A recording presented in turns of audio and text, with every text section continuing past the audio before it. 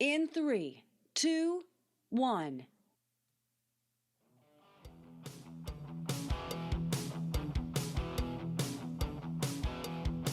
Hello everyone, I'm Paul Greenberg and welcome to Talking Headless.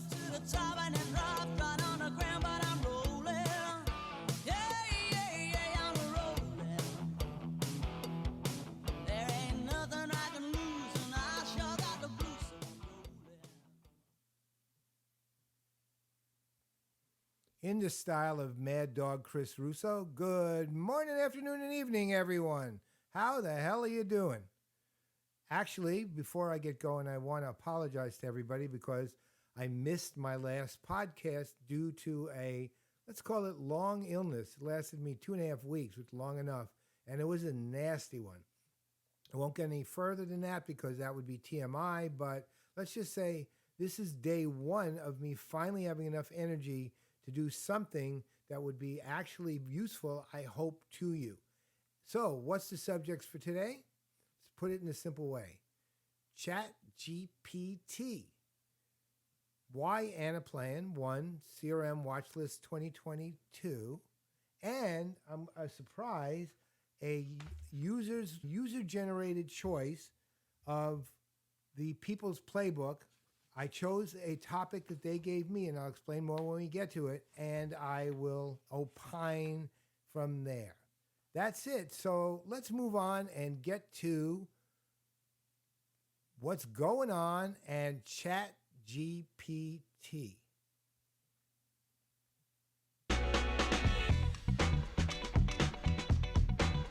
Woo!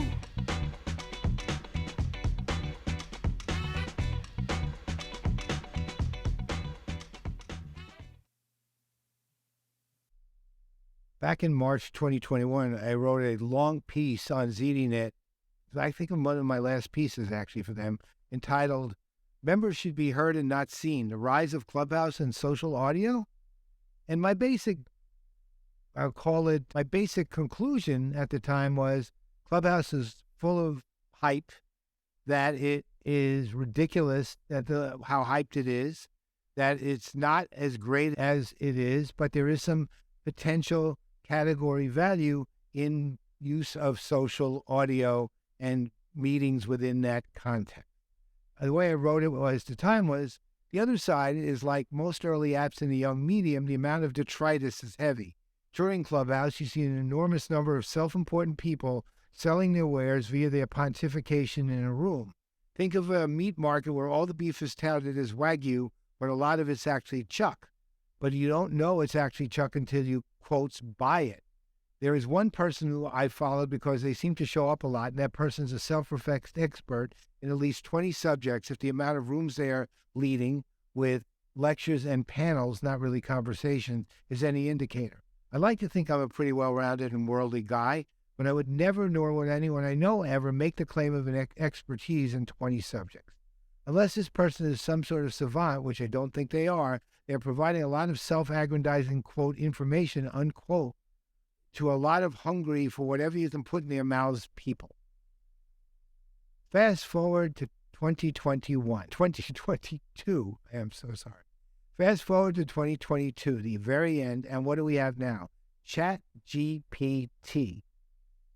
In 5 days, when it was opened the beta was opened in, I guess it was mid-November, there were 1 million downloads. People are talking about how amazing it is, how extraordinary this conversational AI seems to be. Why? Because it converses in language that people can understand. It can create a poem. It can an essay. It can create a blog post on a subject. Now, here's the thing. Okay? What is ChatGPT actually? Basically, think of it this way. It's based on an AI model called GPT 3.5. The idea is it's a chatbot that basically responds to the questions you ask, and from that standpoint, responds in language that you understand. Now, it can answer a large number of questions apparently can write programming code, although Stack Overflow has actually banned it due to too many incorrect answers about programming. It can write TV show scripts, blog posts, sheet music, poetry, etc., etc. And people are going, this is sensational. This is wonderful. I'm going to read you something that I asked them to respond to. I asked our ChatGPT to answer. I said, what's going to come of CRM in 2023? At first, it answered, look, I'm AI. My database is trained through 2021, so I can't really predict what's going to go on. And they had at the time, which they seem to have eliminated, a try again button. And it answered. And here's what it answered. One of the answers. In 2023, customer relationship management, CRM, is likely to evolve to become even more personalized and automated. Companies will increasingly use artificial intelligence and machine learning to analyze customer data and predict their needs and preferences. This will enable businesses to offer more tailored, relevant, and timely experiences to their customers. CRM systems will also continue to integrate with other technologies such as social media and messaging platforms to facilitate seamless communication with customers. Customers will expect businesses to provide quick and efficient responses to their inquiries and complaints across multiple channels. In addition, CRM will focus more on customer loyalty and retention. Companies will use data analysis to define and target customers at risk of churning and offer personalized incentives and rewards to keep them engaged and satisfied. Overall, in 2023, CRM will be focused on using technology to deliver personalized and seamless experiences that enhance customer loyalty and drive business. And I asked them to try that again and again. And they, at one point, added mobile. Another point, they added increasing use of omni-channel marketing and sales, which is not actually likely. Greater focus on privacy and security. But here's the interesting thing about all of that. There's two things. Number one, if you actually look at the answer, given that their database is only trained to the end of 2021, all they did is take predictions from 2021 and add the word more of to almost everything. I could literally have said the same thing in 2021, 2022, next year, et cetera, et cetera. More personalization, more focus on loyalty and retention, more focus on privacy, more integration with other technology. That's all they're saying. And the other thing you would say is, if you go, yeah, but that's pretty damn good, and blah, blah, blah, blah. Yeah, but if you heard a human say this, you say, my Lord, man, this thing is loaded with buzzwords. And that's all you're hearing here. Your aggregation of a considerable amount of buzzwords on CRM put in a relatively coherent fashion so that you get an answer to the query you ask. So I figured, all right, I'll give you a little more credit than that. Let's try a couple other things. So I asked it to write a poem in the style of Jonathan Swift on cats. And here's what it wrote. I'm not reading all of it. I'll read you some of it. Cats, oh how we love them so. Furry creatures soft and warm.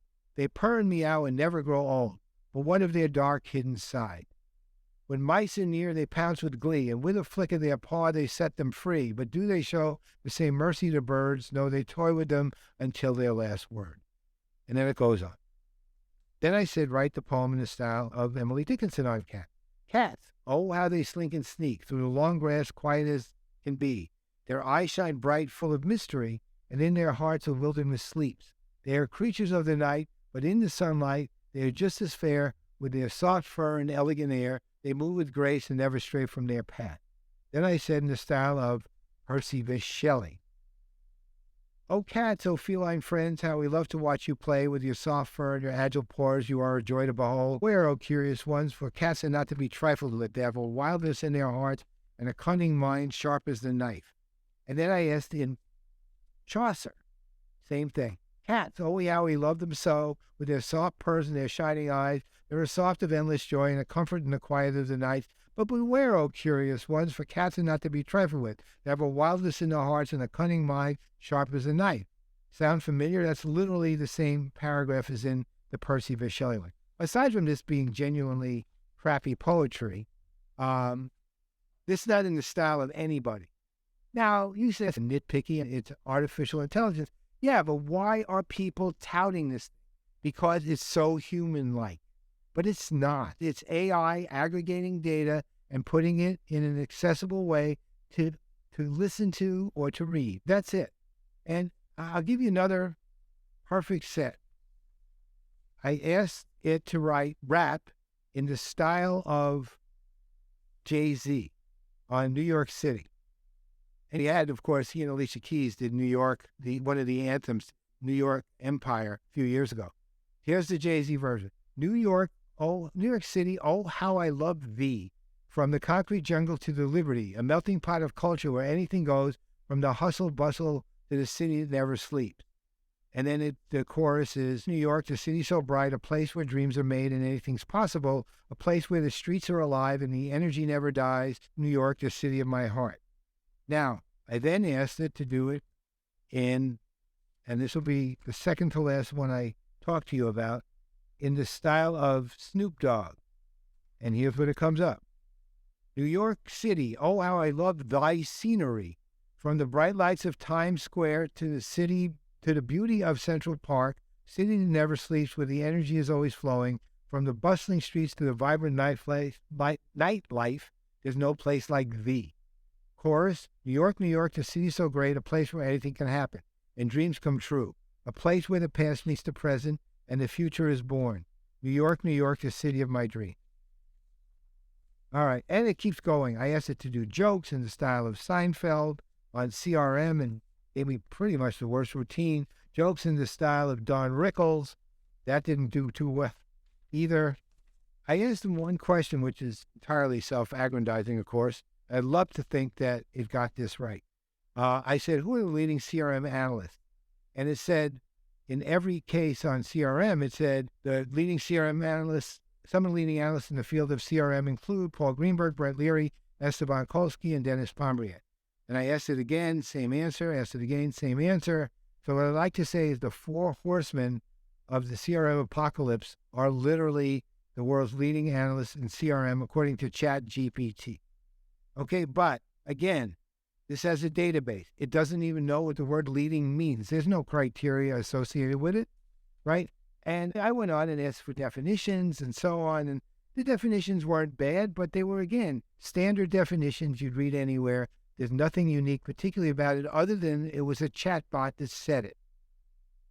So, in the meantime, however, we're seeing hype that's substantial enough to take down the servers of OpenAI, who's the parent company for ChatGPT, just constantly down saying, you can't access now, we'll let you know when, which they don't. You just check in with your login and hope it works, and so on and so forth. And yet, this is sensational. I've read friends of mine who are saying how incredible this really is. It's not incredible. You know what it is? It's a capable aggregator of content and data sitting out on the web so that you get a reasonable answer to your search question in language that you can understand, and you can play with it. It's more of a toy than it is a tool at the moment. Now, what's the real value? Because you got to get all the stupid idiot celebrities who are involved in this again. You know, they're moths to a flame, man. They're just moths to a flame. They jump on the coolest technology they can find. They tout it, they get bored with it and go away. Now, what is the actual value of ChatGPT? Is it incredible? No, it's not incredible. It's basically fine. One important thing is that it brings awareness to the value of conversational AI in communication with human beings that will help them come up with answers and insights that they can use when it becomes a tool that they can use for their art, for their music, for their business, whatever it is. It's a tool, a chatbot, a powerful chatbot, but it's not sensational. It's not even that good. Okay, right now you're dealing with something that has future value, but won't show that value exactly like Clubhouse didn't show its value until all the celebrities go away, all the people who are buying into the hype stop buying into it and start looking realistically at what they're actually getting here. Show me one thing that involves a communication with this chatbot that is genuinely powerfully useful to somebody in a way other than ooh and ah, and I'll be happy to promote that response. Show it to me, give it to me, put it on LinkedIn on the PPN Playaz Productions Network page, put it somewhere, and I will highlight it in the next podcast. So let me just ask you a simple question. March 2021, hottest thing in the world, Clubhouse. How many are still talking about it now? I rest my case.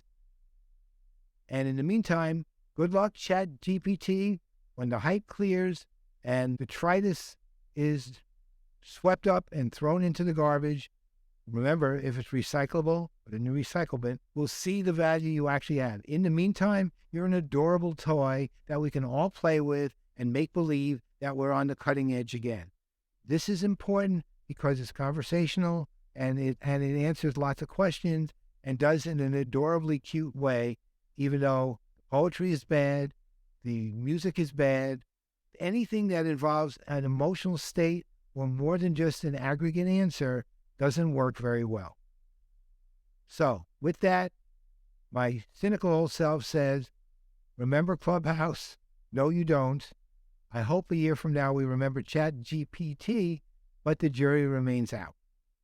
And I will see you in just a minute. What they used to tell me every day, caught a few along the way, don't be afraid if you gotta lose one. I'm trying to take it higher, the boy is on fire, you preaching to the choir, you know that. Never been a liar, the boy is on fire, I'll take it to the wire, you know that.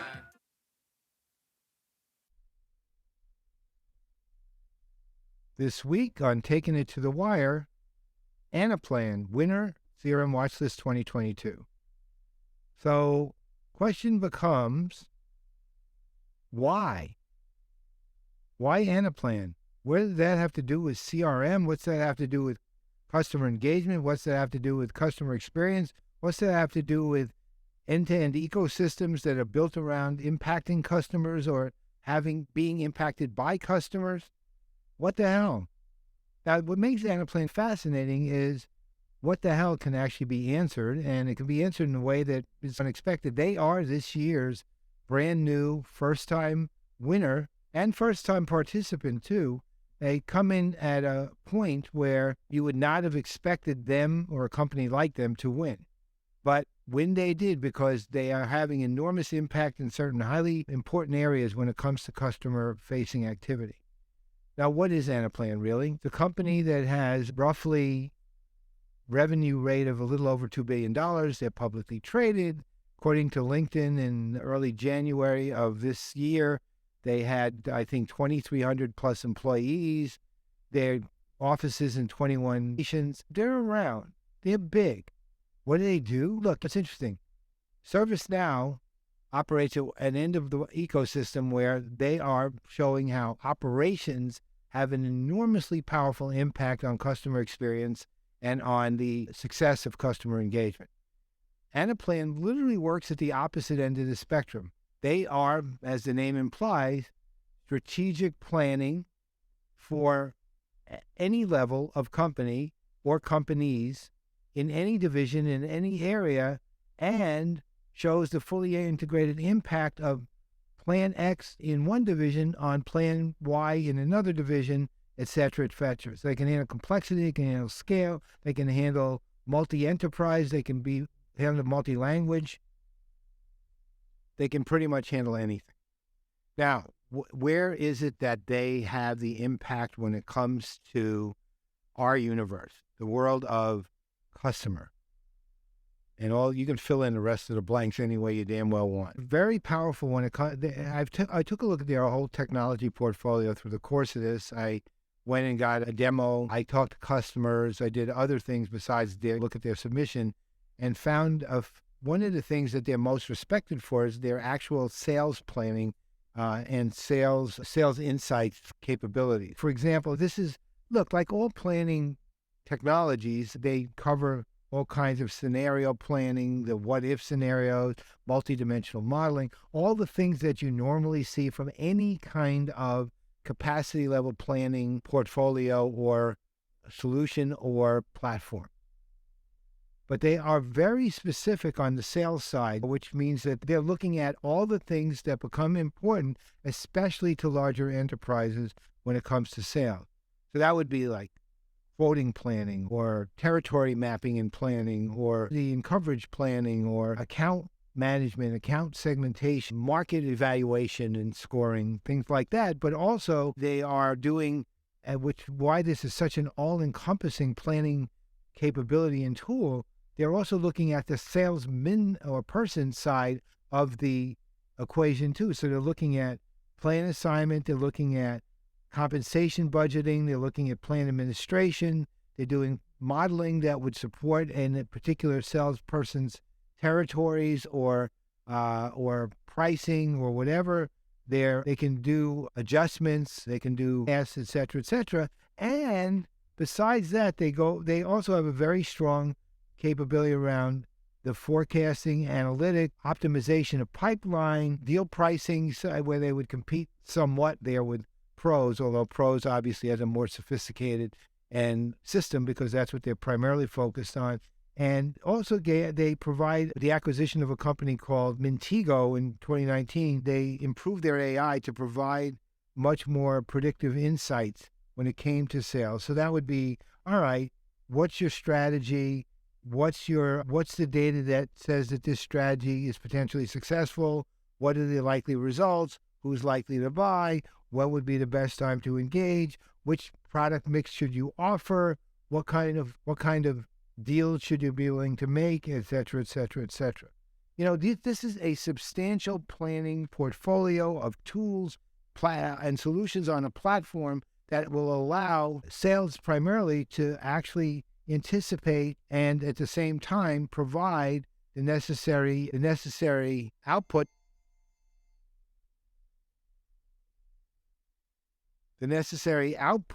so that the salesperson optimizes his or her chance for success.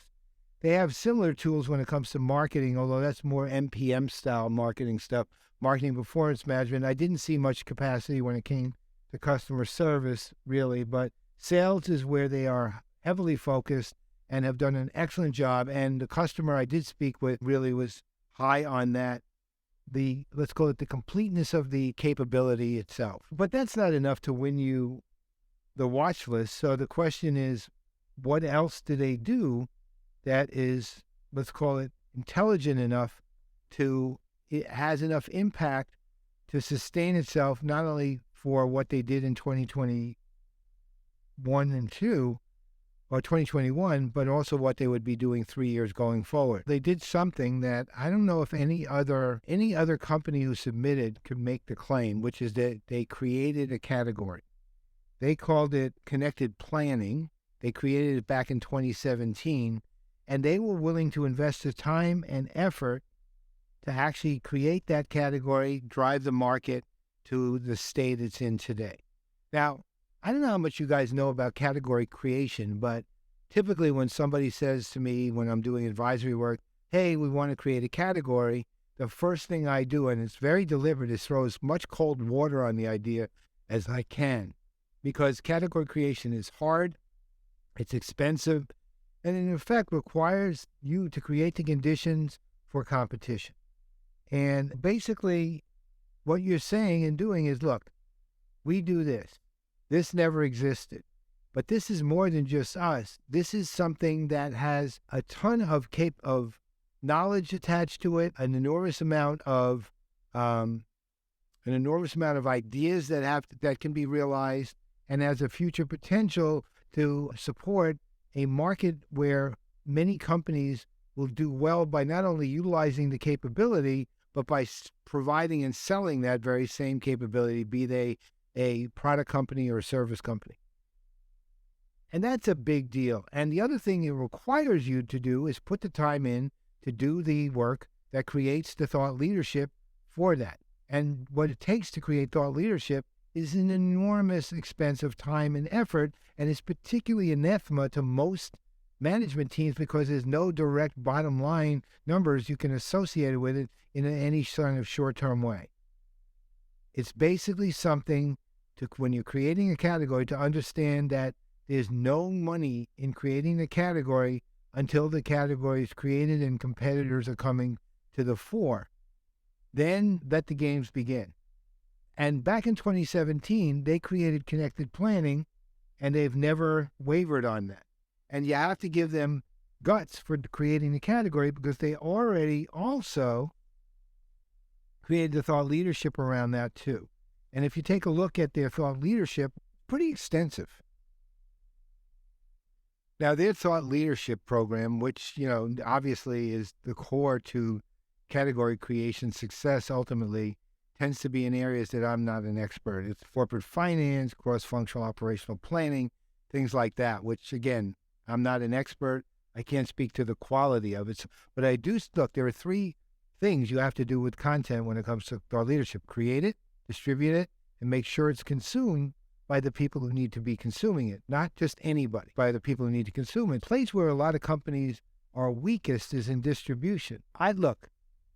They're clearly not terribly creative in their distribution, and they don't seem to put a ton of effort into the kind of media thinking and planning that needs to go on.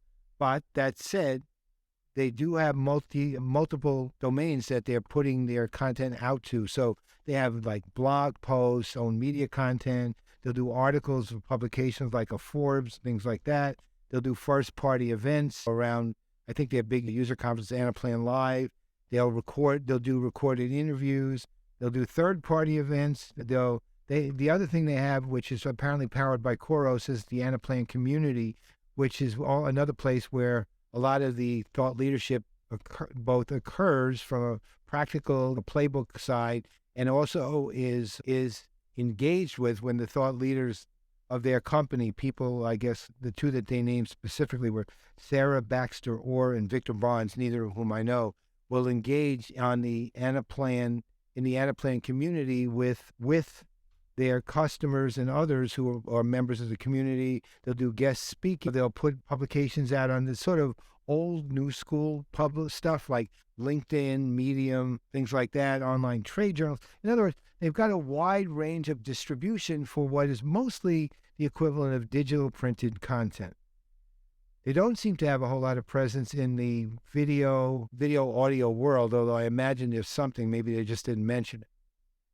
But that said, it's impacted in a way that is substantial, and they understand that they tend to be a glue between the back and the front office because the supply chain is another area that they're very strong in.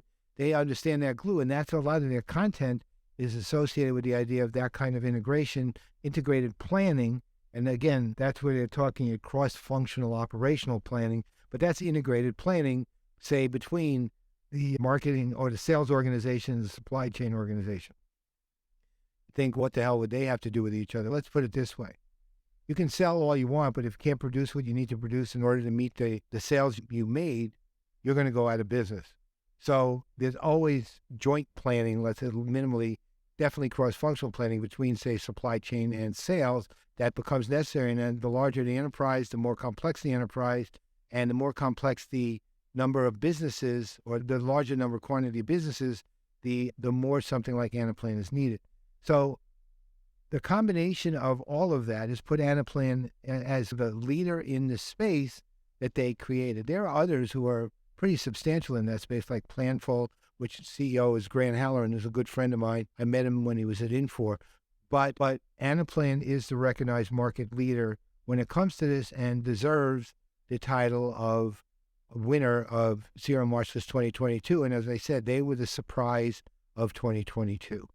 Now, that said, what could they do better to maintain that impact over the next 3 years? They have some really nice people on their AR team, but at the same time, looking at the model that they follow, they tend to be a very old school model when it comes to an analyst relation. It's Gartner, it's Forrester, the big boys. They don't see the value or the power of independence, or if they see it, they don't put a whole lot of effort, time into it, which is something you can't ignore in this day and age. You literally can't ignore it. The independents, the boutique firms, especially when it comes to customer-facing world and even enterprise tech, where you have people like Josh Greenbaum and Brittany Merchandani and Brian Summer and John Reed and others, right? When it comes to enterprise tech of some kind, the independent and boutique analysts and the influencers who are not even analysts all have to be acted with in ways and engaged with in ways that bring them into the fold. That's a place where, let's say, even though the peripheral attempts are there, there's no sustained effort, and it's something that Anaplan needs to fix. The second thing they need to work on is their creativity. Their marketing is actually pretty decent. They have a substantial program. It gets out to where it's got to go. They're visible in the domains that they need to be visible in, but it's fairly, to be perfectly blunt, ordinary marketing. It's nothing real. Creativity is part and parcel of this. Look, I've gone in prior podcasts on this. You can listen. I think it was podcast number 1 or 2 I did, or 0 or 1, where I talked about the value of humor and creativity when it came to impact and also when it came to just sustained memory. And the reality is that Anaplan doesn't really do much of that. I don't see Anaplan TV. I don't see Anaplan funny. I don't see Anaplan musical music. I don't see any of that. I don't see, and that might say, why would we do that stupid thing? You know why? Because people are people and they're human and they enjoy that. And part of sustaining a recognition, memory, and awareness is that they remember that you are a company that has a human culture, right? And that your culture is made up of people and the people are great and cool. Look, here's the simplest expression of it. You hold a national conference. A year after you hold a conference, you ask somebody who attended or multiple people who attended, what was the great theme of the conference? What did you think was the best theme? And they go, I don't remember, but I really had a great time. What they remember is how they felt. They don't remember the themes. I can't tell you the theme of a conference I went to 2 weeks after I went to it, because I'm going to 20, 30, 40 conferences a year in a normal year. I can't even I can go back to my notes and, let's say, trigger my memory, but off the top of my head, the only thing I remember is that was such a cool time. I got to see so-and-so. I caught up with this. I had a one-on-one with that person. My personal experiences with the conference and with the people at the conference were much more important than the theme of the conference itself. And ultimately, it works, as always, in the simplest of fashions, and has been my mantra since day one of my activity in CRM 20 plus years ago, where I said, if a customer likes you and continues to like you, they'll continue to do business with you. If they don't, they won't.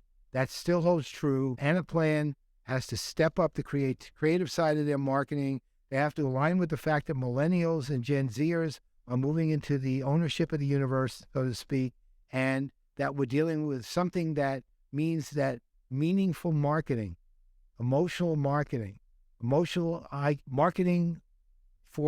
a personality needs to start taking hold at the company. That's the second thing that I would suggest that Anaplan do. The third thing and final thing for the purposes of this is you just won an award in CRM and the CRM world because of the absolute power and strength of your sales planning platform, portfolio, and solution, and all things associated with sales and somewhat with market, and the strength of your category creation effort, which was highly successful, and kudos to you. But you don't participate in the CRM community at all. I literally have never seen you at a CRM conference anywhere. I've never seen you at a virtual conference anywhere. I've never seen you brief CRM analysts as a group. If I'm you, I'm going to spend some time and some money and some effort in the CRM world to become, at some level, not totally, part of that world. Anaplan, congratulations on winning the CRM Watchlist 2022, being one of the winners. Hopefully you'll be participating in the 20th and final one, CRM Watchlist 2024. I skipped this year for varying reasons, among them the launch of PPN. And hopefully I'll be seeing you around. But congratulations, deserved. You're the new kid on the block, and hopefully you'll become one of the veterans of winning soon. Take care. Good luck. And now I'm moving on to the People's Playbook.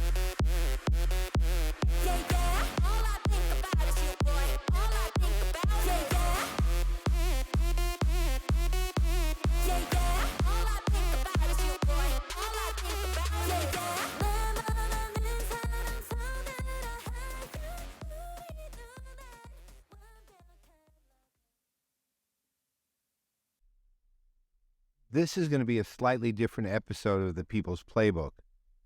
Basically, during the time I was sick, I was trying to figure out in my delirium what exactly I should be talking about during the People's Playbook, what's the subject that it should be. And I just had a massive brain freeze. I did not know what to talk about. So I went out on LinkedIn and I put the word out saying, hey, you know what? I'm having a brain freeze. Can you help me with the subject?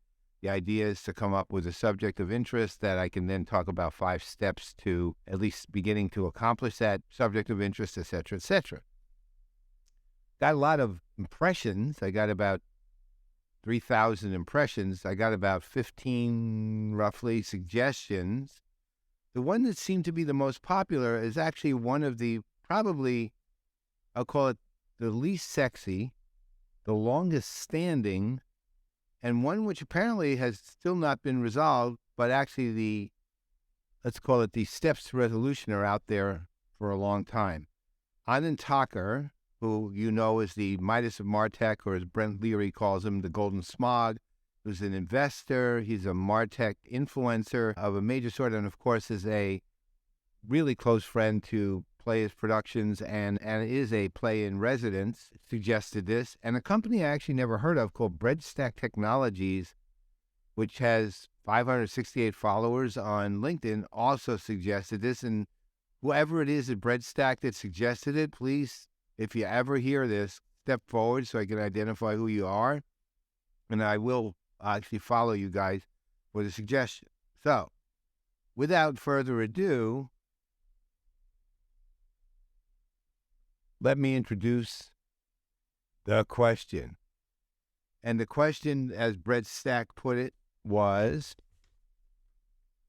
how do you improve a company's CRM effectiveness and or efficiency?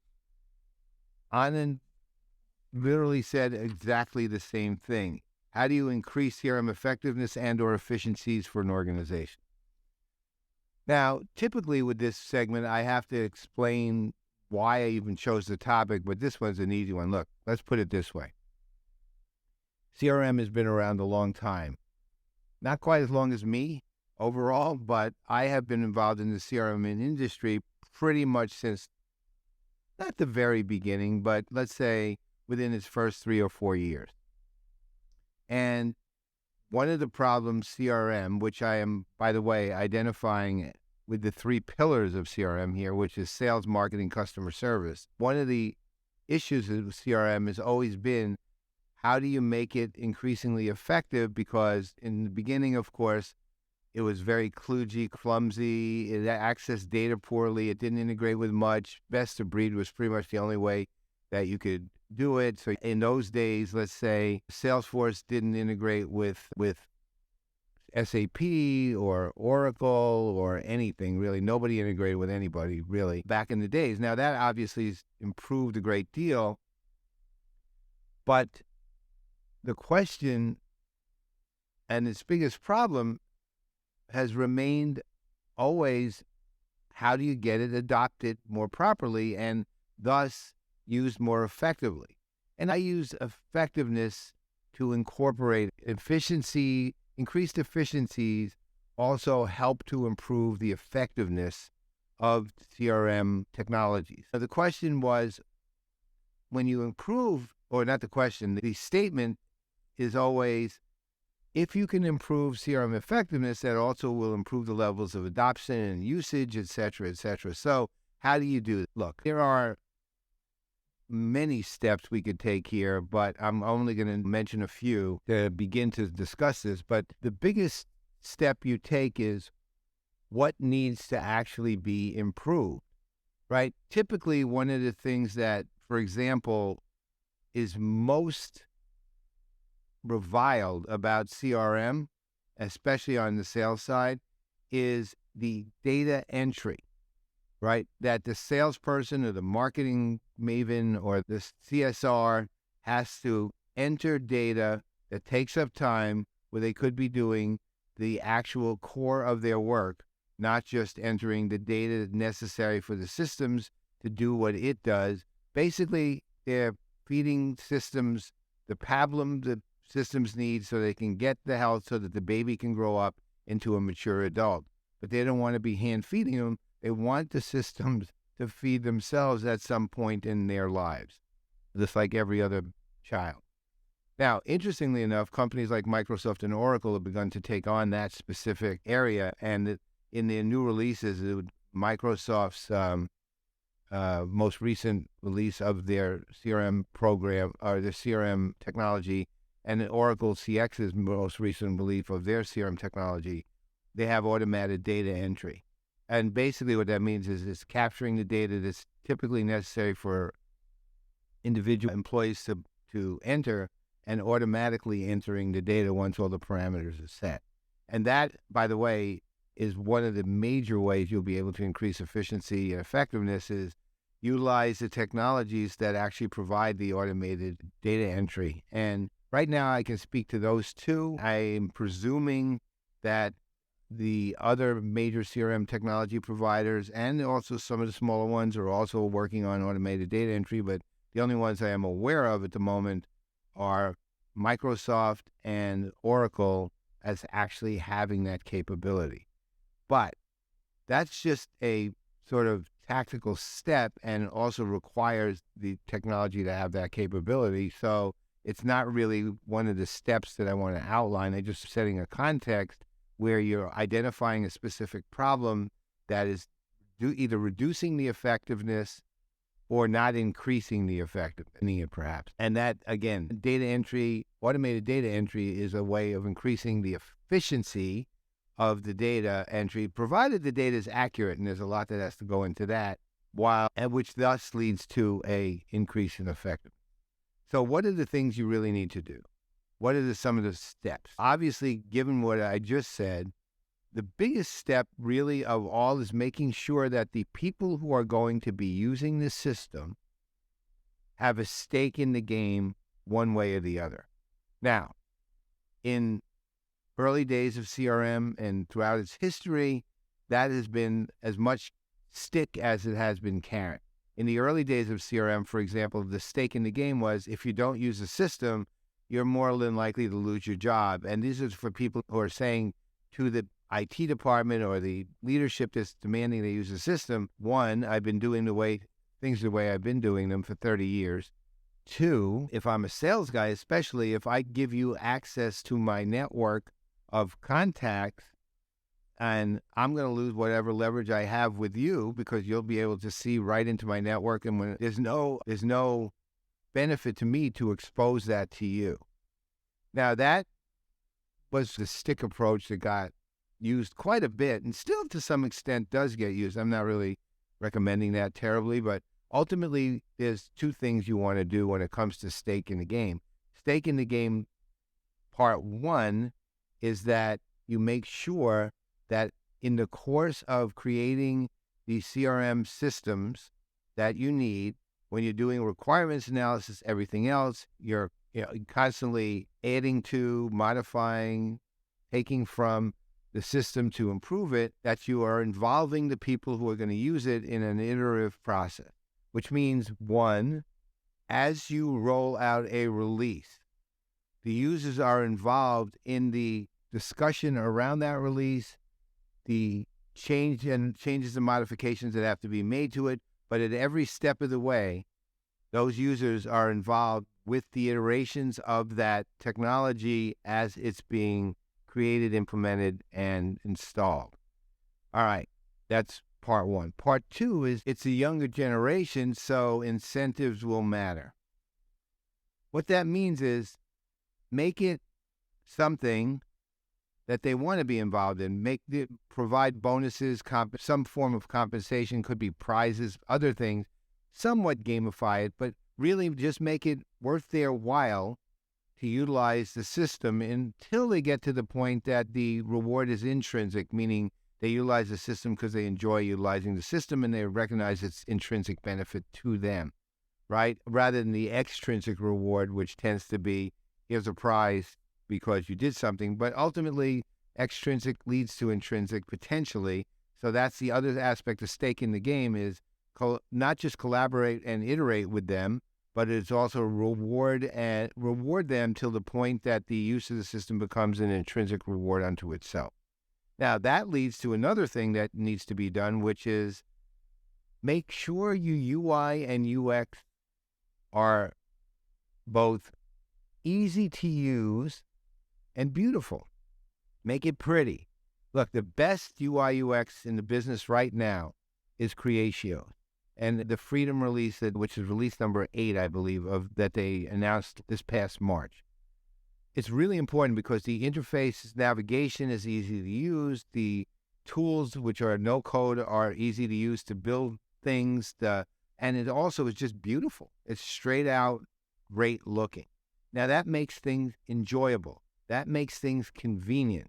That makes the desire greater to actually utilize the systems that are available. You have an ugly system that you can't figure out how to navigate. It's just black text on white background, or has 12 menus you have to get through to do anything, or has some nomenclature that is not just like ordinary human language, whatever. You're not going to get the adoption levels that you're looking for. But if you make it as beautiful, let's say, as Creatio's Freedom release, which is a stunning colors, very simple menus to navigate on the left side of the actual release, and you can go from place to place with a click. Those kind of things make it far easier to use. So pay attention to UI UX.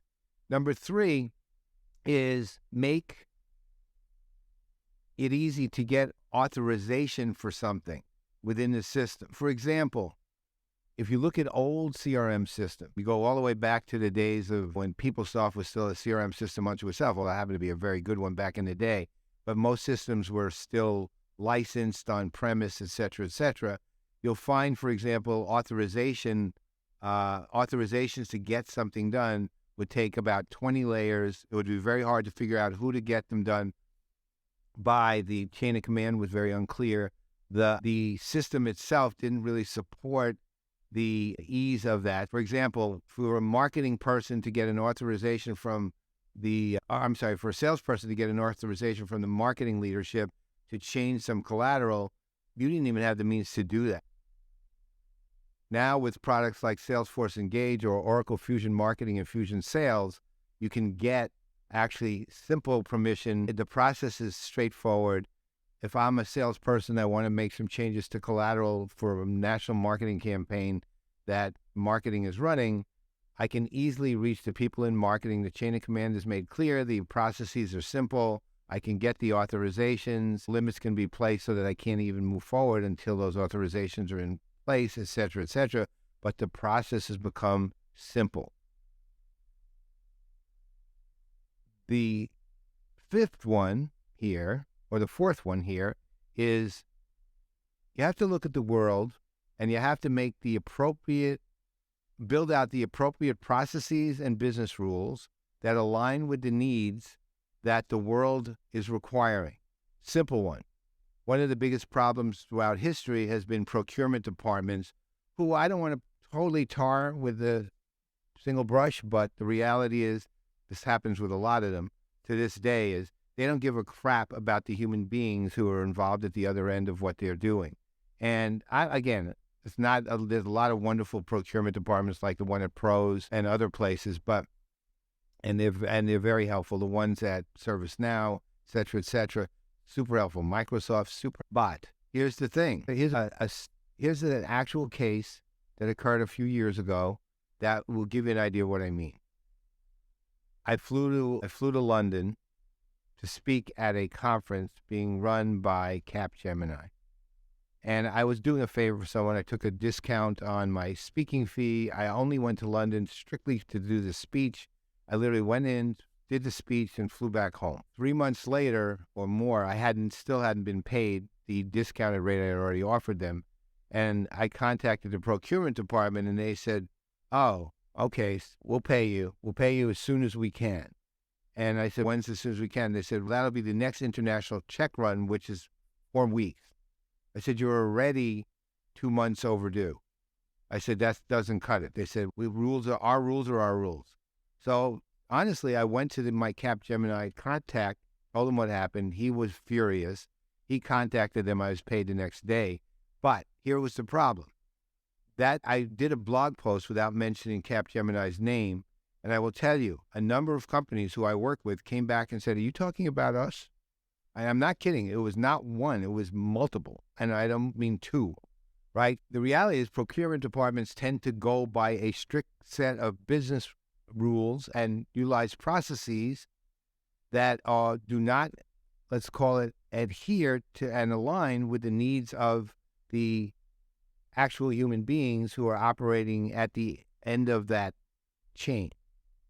Now, how does the procurement department get it without having a massive change in mindset? You create a process for exceptions, which they don't have, right? So you get the point. But ultimately what you're doing is you're looking at your entire process map. You're looking at your business rules, and you're making sure they align well with the needs of a contemporary world that also are well aligned with the needs of contemporary business. Another thing is make sure that training is provided, and this would be number 5, make sure that training is provided to all those who are going to need training. Don't presume because somebody works at the company or has been using some iteration of some program that this is all going to work smoothly. Make sure that everyone who needs to use the system gets the appropriate training until they and you are comfortable with the result. Okay. Finally, make sure that you have all the necessary things in place, and I'm not going to go into details, to ensure that your data quality is very high. Because ultimately, look, all CRM systems operate on the basis of how good is the data that's been put into those systems. So what are you looking at here when you're talking about operational efficiencies and effectiveness? All in all, we're talking about 2 things, really. We're talking about education and we're talking about convenience, right? And convenience means both smooth processes, but it ultimately means that when an employee is engaged with the system or a customer is engaged with the system in some way, that what they have in front of them is easy to use and navigate, looks good, and actually does the job it's supposed to do in a way that allows that individual using the system to get on to do other things they have to do with it. And you know what? I think that's 6 different things. We talked about the history of CRM. That's probably more than enough out of me. So I'm done with, then this is the People's Playbook. And you know what? That's also the very end of Talking Headless, the latest episode. I will see you in a couple of weeks now that I'm back and healthy.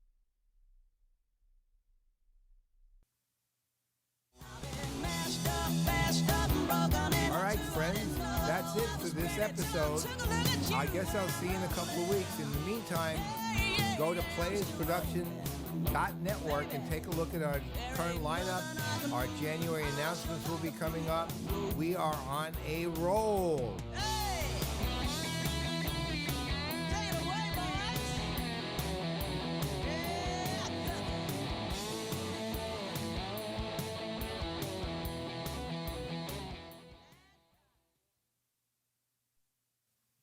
Talking Headless, a PPN digital broadcast.